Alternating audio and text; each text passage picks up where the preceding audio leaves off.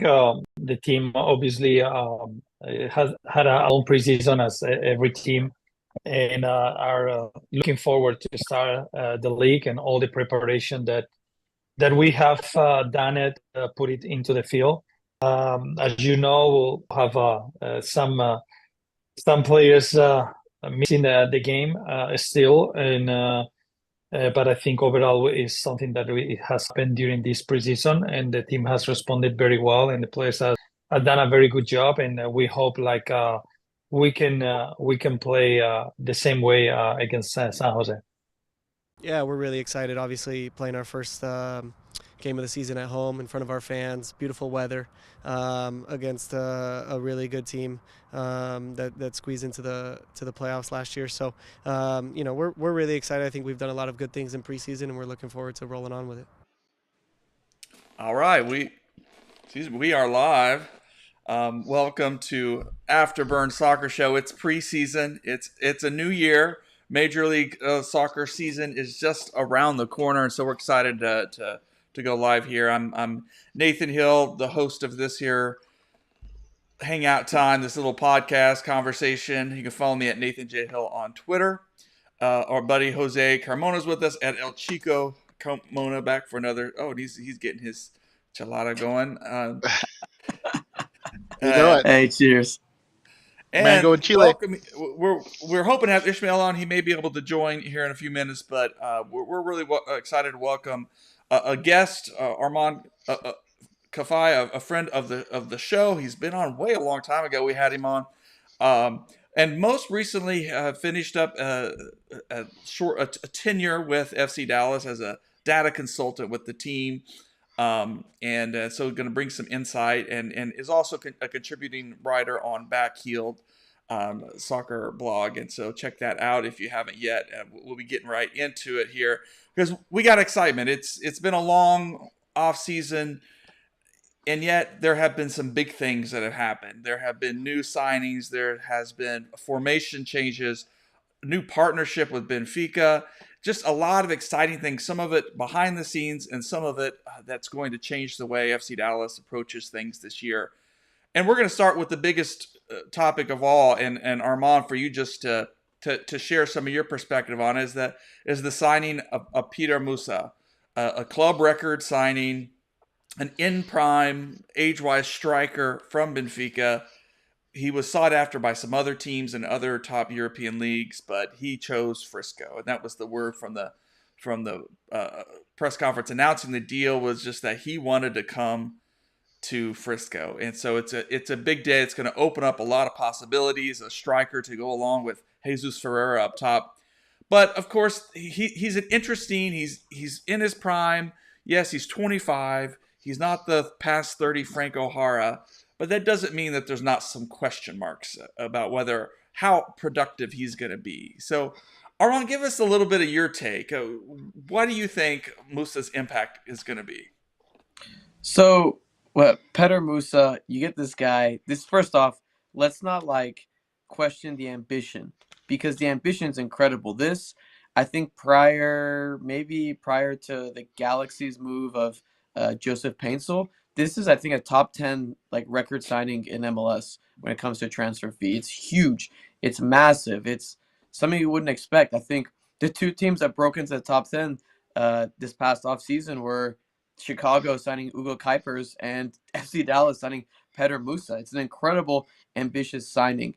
And they signed him, from Benfica, talent factory, as we know, for a reported fee of $9.7 million plus potential $3 million in add-ons. The thing is, and the thing I want to investigate is, okay, what does Musa bring, on a statistical side of things? What is kind of the impact he'll bring? And one thing that, you kind of notice is if you kind of glance at, some of his numbers on FBref or whatever your website of choice, you see a lot of green on his scouting report. He looks incredible. I mean, some of these numbers on his scouting report are crazy. It's 99th percentile of everything in big European competitions. And you have to look deeper into, how many minutes he's played. He didn't play that much for Benfica. I think it was around 1,500 minutes, give or take, and was largely used as a super sub. And I mean, I mean, I'm sure all your listeners know about Benfica. You know, they're a team that's going to be top of the Portuguese league no matter what. Like, they're going to be in the top three. They're always going to be competing for a title. So most of the time, they're winning games. They're not going to be coming from, behind, et cetera, et cetera. So it's really interesting because Musa's time in Portugal is split between those Benfica moments and also those moments at Boa Vista where he played with former FC Dallas player Reggie Cannon. Yeah. And the difference between the two is super interesting. But I mean, just to start it off, just kind of blindly looking at the Benfica numbers, you can't really do that. We got to add a little bit more context. We got to add a little bit more of, hey, what's going on, et cetera, et cetera. So, I mean, if you want my initial reaction, I think it's a very ambitious signing. It's, I think, fantastic for the club that they're showing this level of commitment to a player and to Nico Esteves, right? Like this is a commitment to him as well. Like last season, what did they make any really big signings outside of Acer, who came on a free? I don't think so. So, but the question I think comes down to he did this for a team that was top 3 in Portugal, who was fantastic. Can you do it for a team that may not necessarily be a clear-cut top 3 team within MLS? So you're saying he's out there in Benfica playing with talent, quality in every position around him, right? And he's coming to FC Dallas, which has this mix of certainly some talent, definite talent, but also some of these positions where you wouldn't mind some more, and especially I think as we start the season off, I don't know that this is the strongest center back lineup in the existence of FC Dallas, especially this season. Some quality there for sure, but he's gonna have to. It'll be interesting to see how he makes that jump, right? I mean and how he fits in with that, and whether he and Jesus can learn quickly how to partner well together. Yeah. Well, I think Jose, sorry to interrupt you. Sorry, I didn't mean to. Go ahead. All you. I just wanted to say that I'm just excited because forget the questions and all that about, you're gonna have concerns anytime you're bringing in a player, especially when you spend a lot of money. But it's his profile. We've been demanding a true center forward, a true 9, someone that's big and physical, someone we haven't had here in quite some time. And on that end, this is the kind of signing that they brought in. We've had a lot of complaints. Say, hey, you're not spending any money. Hey, you're not going out and getting that big center forward that can help us break down those low block teams. And FC short. This is exciting because now you have that presence. It's like last year you saw Tafari and Ibiaga combine, to be our best presence, because of how big they were on set pieces. And it's kind of like little light and say, hey, what if we had a 9 that could do what they do all the time? And so it's exciting on that end. It's something that we're just simply not used to seeing as FC Dallas fans, period. We're just not used to it. So it's something you can get excited about and worry about, and say, wow, our biggest complaint has been answered. There's other complaints, but this is a step in the right direction. And to your point, Jose, I think for his career in Portugal, Musa has won, I think on average, per 90 minutes, 4 headers a game. In my article, I don't think anyone in the FC Dallas attacking front line, if you combine their headers, aerials won, would add up to 4. I'm talking with Bernie, with Jesus, with Hader, with Paul, with Allen, with Ferreira. They wouldn't even add up, and that's a presence that you're getting up top. Exactly, and I think Tafari is the only dominant aerial presence we have, but that's on the defensive end, not on the offensive side of things. So, we always complain about all these crosses. You keep crossing the ball, there's nobody at the end of those crosses. because because all our attackers are short, and now there is a target out there for those crosses, which is exciting. Yeah.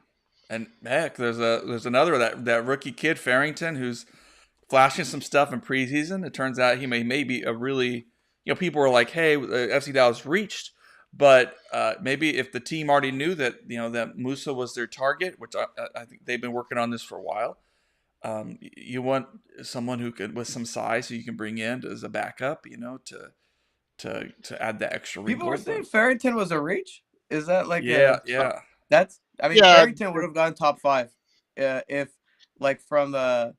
people are saying they're a reach, they're wrong, because he would have been snapped up by the time FC Dallas was on the board back at 15. Like the kid, just around, other draft circles, like from what I've heard, would have been like a top 5 pick. Yeah, but he's a good kid. What's even more exciting about Farrington is that we got him and then we got Musa, and now it makes sense because let's face it, you love to bring in a young player and have somebody ahead of him that he can learn from, that he can learn the ropes from. And this is exciting because you got Musa and now Farrington is technically his understudy. He's his backup, the guy that the kid's gonna be around Musa, learning from him, and you love to see that. You want to have the young players have somebody ahead of them that they look up to, that they say, hey, I'm going to learn from this guy. Ilara Mendy, love that guy because you got all these midfielders get to see how professional this guy is. Everyone talks about his age, and then comes in preseason and just blows everybody out of the water with his fitness and his professionalism, and that's something you need the younger players to see and say, see, that's how you do it. You come in the off season, and the best, most fit player is the oldest guy in the squad, because he's a true professional, and that's what you got to strive for. So I'm excited about what this signings this team is doing is showing to the younger players. It's a big deal. And of course, when we were all really excited and the news was circulating about Musa, and then there were some moments there where it's like, oh no, here comes someone in France, that you think, oh, is this going to work or is this going to fall apart? And then it also at the same time, it leads to this partnership with Benfica, which is a big deal. And, I was sure to ask, Dan Hunt at the press conference about how this was different from Bayern, and really specifically, was this going to be a two-way? And because I think it became clear with the Bayern deal that they wanted to get good access to some talent from the U.S., from a good academy, but they also wanted to get them at bargain prices, and which is really not maybe in FC Dallas's best interest there. I mean, Chris Richard is the really notable name that came out of that.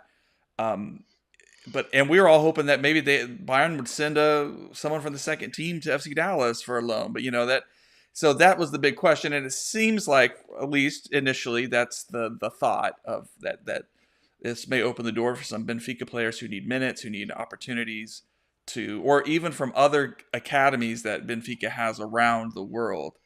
So it could be a real interesting partnership for this team to build upon. And of course, the timing makes sense because of the World Cup on the way, and so it gives Benfica a presence and a way to market and scout and things like that, take advantage of the growth of the game in North America. So So a whole series of things that happened this offseason that weren't really on any of our checklist or our wish list maybe, but seemed to pose well. And also, FC Dallas is now using artificial intelligence to scan people for weapons on the way into the game. Nathan, I'm going to interrupt a little, only because there's some breaking news and no one's been talking about it. So I just want to bring it up because even in our chats, no one's mentioned the fact that Antonio Carrera has been sent out on loan today to North Carolina FC. Now officially my team I'll be following in the USL Championship. He joins, get this, Antonio Carrera joins Lamar Batista, who used to play for North Texas, Mikey Maldonado, Shaft Brewer Jr., Ja'Cory Hayes, and Jaden Cervania on That's an that FC team. Dallas Mad Libs if I've ever heard one. Right there. It is. They played in the USL League One last year and promoted themselves up to the USL Championship, and then immediately started signing up all these FC Dallas centric players, which I've been keeping tabs on, and so color me excited. I'll be cheering for these guys this year. You know, North should be North Carolina FC should be like North FCD. That's what it should be. Sorry, you may continue. Just wanted to point that out because I don't see anyone talking about it. I did see that earlier. There was a little chatter in the Twitter back room about it, and so but it's good. And he can be recalled at any time, but he needs his next challenge. He needs to continue to grow, and just backing up. It's the right move. It's the right move for him. Pause is and so Jimmy's back for another year, and so it's a kind of a positive development for Antonio. So I'm as an FC Dallas fan, we've had a whole host of strikers come through, and probably the two that sort of worked out, Blas Perez, you go all the way back to Blas, and I know you can go before that, but then Cobra, it was great, although he was not here super long. But all these other guys that they brought in over the years, Christian Coleman, of course, Franco Jara most recently, just manager and Nico. And guys, like, let's not forget, like, that's without Alan Velasco. Mm-hmm. And that's a guy that, let's say you sell Jesus, he can just, and if he's healthy, he slots right into that role that Jesus would occupy. So you almost don't even miss a beat. Actually, what I was going to say is if Velasco returns, your top three would be Musa, Jesus, and Velasco. So in reality, if Jesus leaves, it would actually be Bernie who would then slide in there, and that's still a sexy looking attack any way you slice it. And I want to add something that no one's really talking about. Don't forget that Ilara and Fraser both joined mid-season last year. 100%, Jose. I was about to say that. 100%. And you have to think, what if that was their usually players when they come in mid-season they struggle. What if what we saw is two players that are struggling, and if that's Ilara struggling, and now he's got a full preseason under his belt. Wow, the potential for that midfield is going to be insane. I mean, Fraser has actually looked way better than he did last year. He's looked big, physical, certainly a lot more fire than what I saw last year. And that's just a fact of, hey, he's settled in now. He's got a preseason under his belt. So I'm excited for the players that joined midseason, seeing what they do now that they have a full preseason with the team. And it's just a real time to get excited for this team. It's got potential. We still have the concerns about injuries and stuff like that, but that's not something that we need to worry about. Let's see what this team can do. The potential is there for this team to be something special, at least something we haven't seen them off from in Texas, in North Texas. So it is exciting. I mean, they're hoping to build on the defense and just add that attacking presence. It's just to get over the one last thing, Nathan, because I know you do want to wrap it up. I want to say that yes, we still have the same concerns in the back line that we had last year, but I want to point out that there was no differential in goals allowed the first two seasons that Nico coach managed his team. They had like the same goals allowed both seasons, and the big concern was adding defensive center back on there, and I'll tell you right now that I think we've got an upgrade over Martinez. It's not what we asked for, but I think this back line is actually better than last year's back line. The only problem is the fact that they're going to a 3-man back line that brings back the concern that we don't have enough defenders. So, but I actually think this is a better back line than last year's. All right. Oh, that's going to be fun. Yeah. Still depth concern though. We're going to wrap the show up. As my night's just beginning, and but it's the beginning of the conversation too. FC Dallas welcomes San Jose on Saturday. It's going to be an exciting one. It's the season's underway. Actually, I guess the last night Miami took care of Real Salt Lake in Miami. I saw that move by Messi where he literally dribbled the ball over the injured player. What like he just scooped it up. It's just like this that should be illegal. It's like, I that saw guy- the same. I saw the same Miami team that we played in League's Cup. Honestly, that back line is a joke. I have no clue how RSL didn't score any goals on those guys. If that's FC Dallas, we're shipping 4 goals on those guys. All those turnovers, unreal. Watching RSL just basically unable to hit anything.